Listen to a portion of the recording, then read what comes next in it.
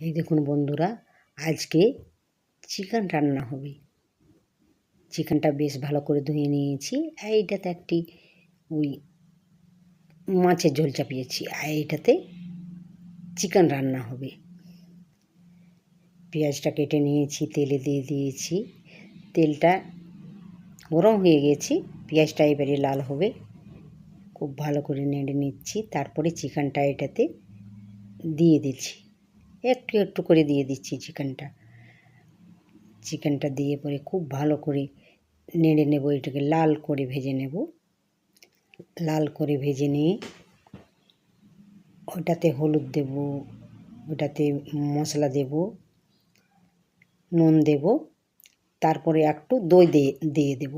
দই দিলে চিকেনটা ভালো হয়, বেশ ভালো লাগে দই দিলে চিকেনটা। এবারে চিকেনটা নেড়ে নিয়ে খুব ভালো করে নেড়ে নেব, লাল করে নেড়ে নেব। নেড়ে নিয়ে একদম কষে দেখুন কষা হয়ে গেছে। এটাতে সব মিলিয়ে দিয়েছি। ওটা তো বলে দিলাম আগে, ওটা দেখানো হয়নি।